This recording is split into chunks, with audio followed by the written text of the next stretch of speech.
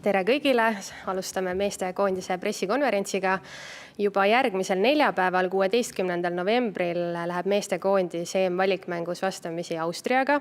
Kohtumine peetakse siinsamas A. Le Coq Arenal, avavile kell 7 ja pääsmed saadaval Piletilevis. Täna avalikustasime meeste koondise koosseisu. And now we will continue in English. You may ask your questions from the head coach Thomas Häberli. Hello, Thomas. Hello. To see you again. Konstantin Vassiljev is missing. He's injured. How big loss it is for Estonian national team that we don't have our usual captain? Yeah, of course, he was like last 3 weeks. He was in good shape as well in the league. So, of course, and he's our captain. He's important not only on the field as well around. So we will miss him. Yeah, it is how it is. It's like always. I will not start to complain. It will be the opportunity for others to jump in, to take more responsibility on the field. So it will be the case this gathering. How much do you have to change regarding that he's missing? Not too much in terms of how we want to play. We have our style, how we want to play. This is our way. We have other players, they can jump in.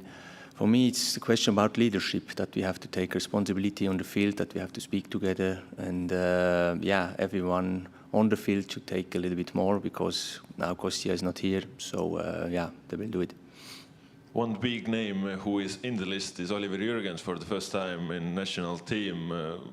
What's the reason behind that? What have you seen from him and so on? No, it was like always. I told he needs to play men's football, and I waited really. Of course, one moment we can say as well of okay, we have to take him when he play only in youth, but it was really important to see him how he's doing in men's football, and I wanted to invite him already in October after his first minutes in Újpest, and it was too early. We spoke together. We were always in contact, and we thought okay.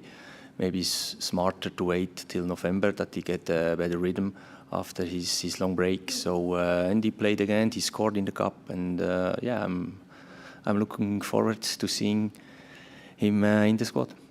This time he didn't had any reasons why to stay at the club as he had the previous times. He wanted to come. Sure, yeah, sure. It was for me the reason in October was for me. Logical, because it's always important that you play in the club. Otherwise, it will be national team. It will be difficult. So you have to play at first in the club, and there you have to train and to perform.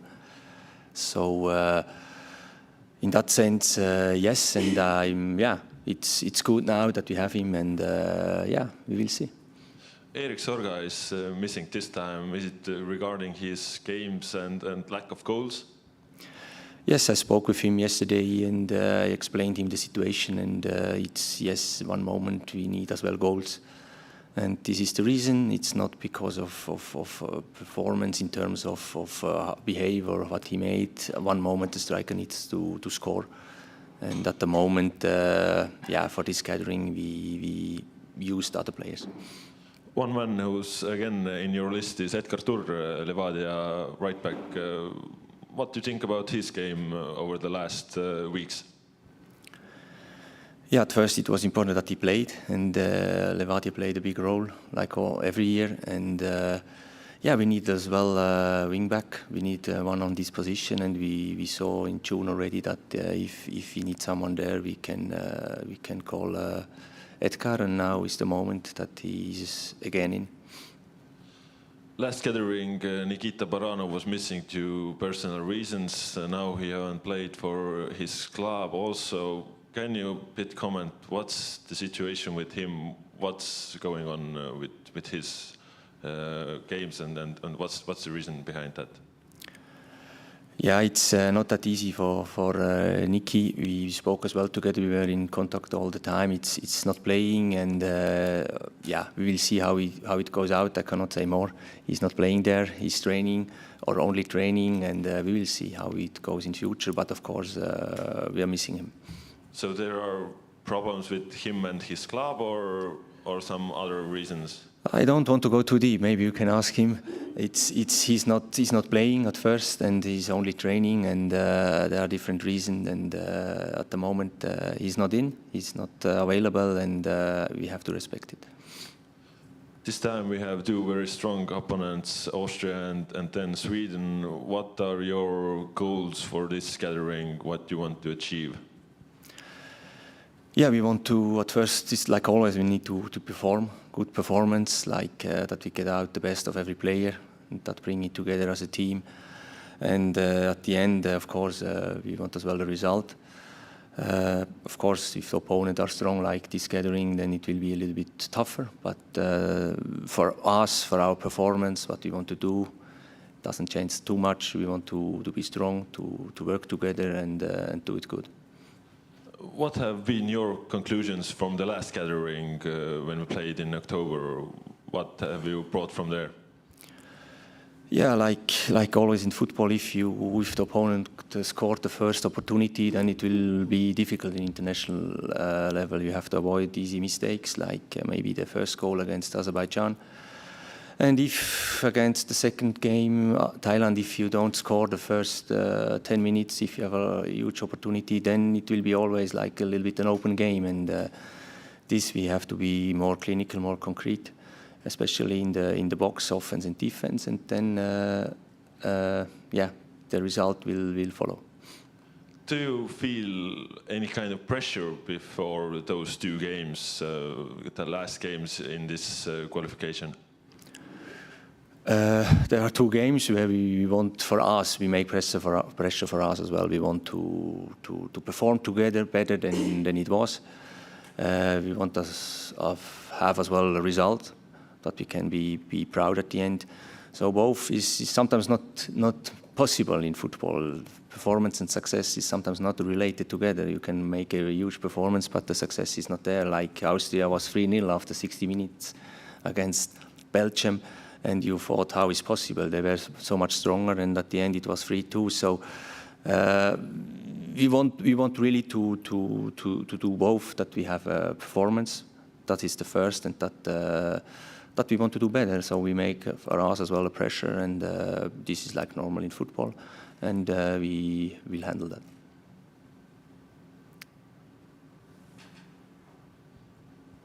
I would like to ask a little bit more about Oliver Jürgens.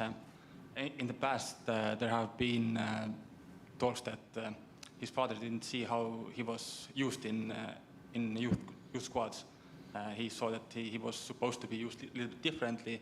But have you talked about Oliver with his potential role in national team?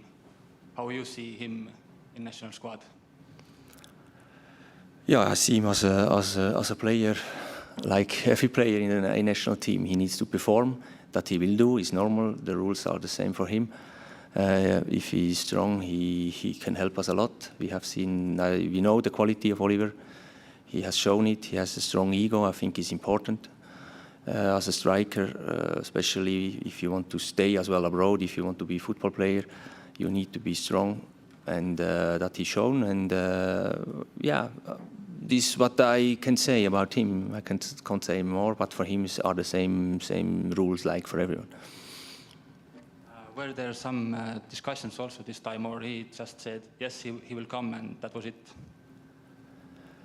It was not like that complicated how it sounds. So we spoke. We talked together about football, how it can be in youth as well.